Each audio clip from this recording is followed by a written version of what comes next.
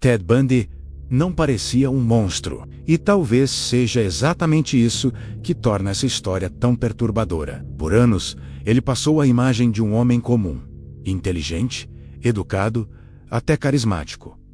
Mas por trás dessa aparência, existia uma sequência de crimes que espalhou medo por vários estados dos Estados Unidos, entre 1974 e 1978. E até hoje, o número real de vítimas ainda não é tratado como algo totalmente fechado. Ted Bundy foi um serial killer americano, nascido em 24 de novembro de 1946, em Burlington, Vermont. Décadas depois, seu nome se tornaria um dos mais conhecidos da história criminal dos Estados Unidos. Ele atuou em diferentes estados, confessou cerca de 30 assassinatos e acabou executado em 24 de janeiro de 1989, na Flórida. Você está no Rostos do Mal. Aqui, cada história revela até onde a mente humana pode chegar. Janeiro de 1978. Uma casa de irmandade universitária, na Flórida. No meio da madrugada, tudo parecia normal. Mas em poucas horas, aquele lugar entraria para a história criminal americana. 2 jovens seriam mortas, outras sobreviveriam ao ataque. E o país inteiro começaria a perceber que o homem por trás daquilo talvez já viesse, deixando um rastro muito maior do que se imaginava. Mas para entender como isso aconteceu, a gente precisa voltar alguns anos.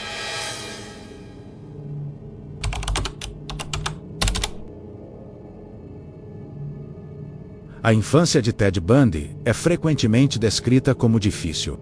Fontes de referência citam uma relação complicada com o padrasto e um perfil inicialmente tímido, com episódios de isolamento e bullying.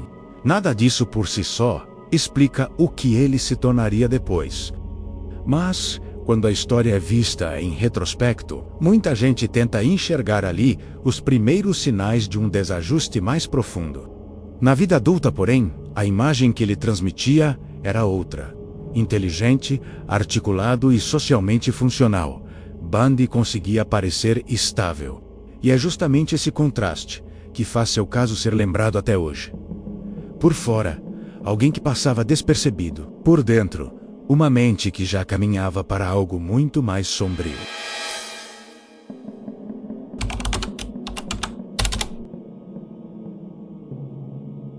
Em algum momento, essa aparência de normalidade deixou de ser apenas uma fachada social e passou a funcionar como ferramenta.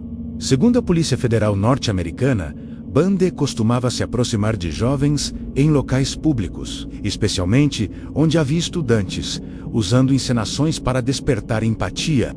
Às vezes simulava lesões, ou algum outro artifício para pedir ajuda e diminuir a desconfiança de quem estava por perto. E esse detalhe é central no caso. Bundy não dependia apenas de força. Ele dependia de leitura social. Ele entendia como parecer inofensivo.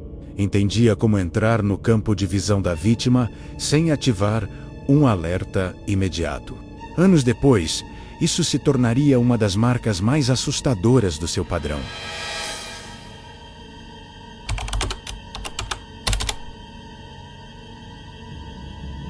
A própria Polícia Federal norte-americana afirma que ninguém sabe com certeza quando, onde ou com quem Ted Bundy começou.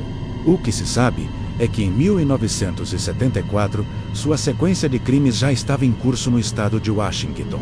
Jovens começaram a desaparecer e testemunhas passaram a descrever elementos que se repetiam.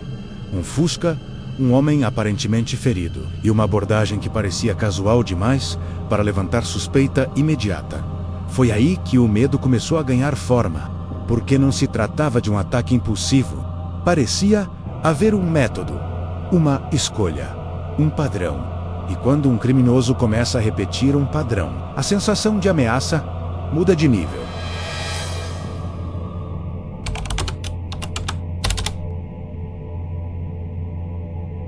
Naquele mesmo ano, Bundy se mudou para Salt Lake City, em Utah. E, segundo a Polícia Federal norte-americana e outras fontes de referência, os crimes continuaram, se espalhando também por outros estados do oeste americano, como Idaho e Colorado.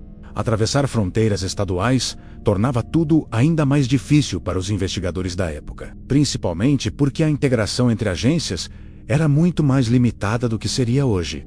E é aqui que a história fica ainda mais inquietante. Porque enquanto a polícia tentava entender se aqueles desaparecimentos tinham ou não ligação entre si, Bundy seguia em movimento. Ele não estava apenas cometendo crimes, ele estava explorando falhas do sistema.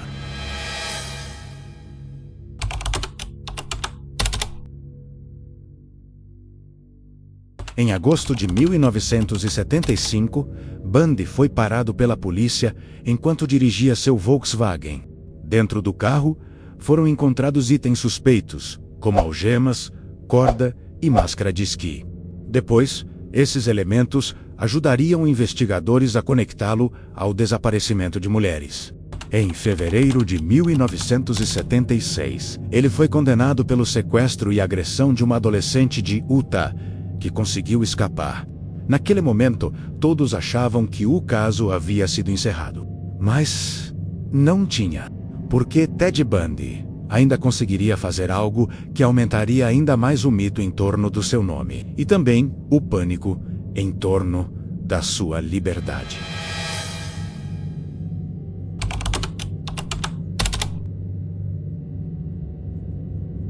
Em 1977, enquanto estava no Colorado por causa de outro processo de homicídio, Bundy escapou pela primeira vez ao sair por uma janela do segundo andar durante uma audiência preliminar em Aspen. Ele foi recapturado poucos dias depois. Só que no fim daquele mesmo ano, aproveitou outra oportunidade e fugiu de novo. Dessa vez, passando por uma abertura no teto da cela e saindo pelo escritório do carcereiro. Isso mudou tudo. Porque, a partir dali, Bundy deixou de ser apenas um suspeito em uma sequência de crimes horríveis. Ele virou também um fugitivo de alcance nacional. A Polícia Federal norte-americana entrou na busca.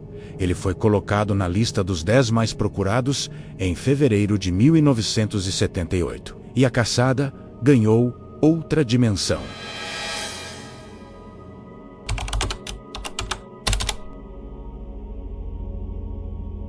Depois da segunda fuga, Bundy chegou à Flórida. Segundo a Florida Sheriff's Association, ele estava em Tallahassee, já em 8 de janeiro de 1978, poucos dias antes do episódio que transformaria o caso em um choque nacional ainda maior. Na madrugada de 15 de janeiro de 1978, ele entrou na casa da fraternidade Chi Omega, próxima à Florida State University. Ali, Margaret Bowman e Lisa Levy foram mortas.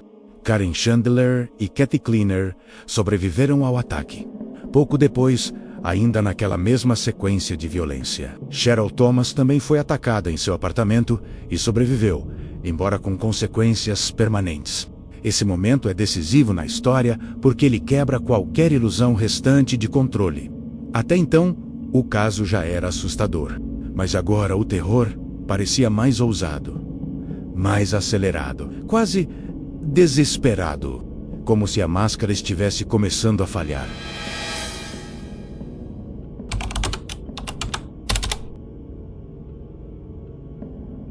Menos de um mês depois, em 9 de fevereiro de 1978, Kimberly Leach, de 12 anos, desapareceu de sua escola em Lake City, na Flórida.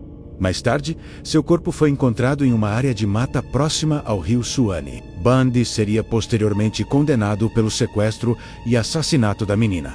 Esse crime ampliou ainda mais o impacto público do caso. Não era mais apenas uma investigação envolvendo jovens universitárias, fugas e ataques em série.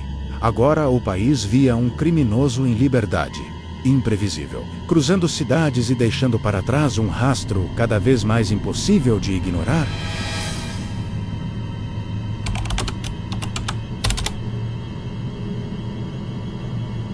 Em 15 de fevereiro de 1978, apenas dias depois, Bundy foi preso em Pensacola, na Flórida. Após ser parado dirigindo um veículo roubado, ele havia sido colocado na lista dos 10 mais procurados do FBI em 10 de fevereiro, e sua prisão encerrou a fuga, que já vinha mobilizando autoridades em diferentes estados.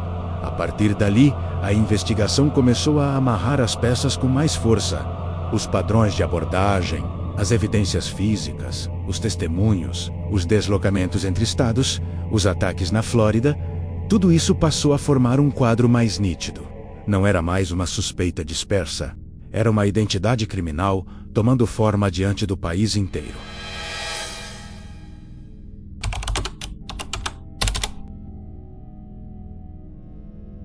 Bundy foi condenado pelos assassinatos de 2 estudantes da Psi Omega e também pelo caso de Kimberly Leach. Esses vereditos levaram a sentenças de morte que, após anos de recursos, terminaram na sua execução em 24 de janeiro de 1989, na cadeira elétrica, em Stark, na Flórida. Mas talvez o aspecto mais inquietante dessa história seja o que permaneceu depois. O nome Ted Bundy não ficou marcado só pela quantidade de crimes atribuídos a ele. Ficou marcado porque obrigou muita gente a encarar uma verdade desconfortável. O mal nem sempre chega com a aparência que esperamos. Às vezes, ele sorri, conversa bem, parece confiável, e justamente por isso, conseguia chegar mais perto.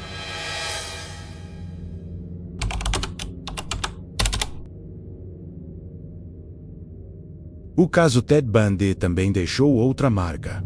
Durante o julgamento e ao longo dos anos seguintes, sua aparência e seu jeito articulado chamaram enorme atenção da mídia, a ponto de algumas análises apontarem que ele acabou sendo tratado quase como uma figura de fascínio público.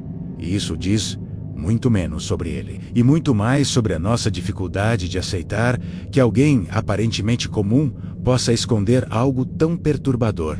No fim, Ted Bundy não entrou para a história só pelos crimes. Entrou porque virou símbolo de uma pergunta que continua assustando até hoje. Quantas vezes o perigo já esteve diante das pessoas, com um rosto perfeitamente comum?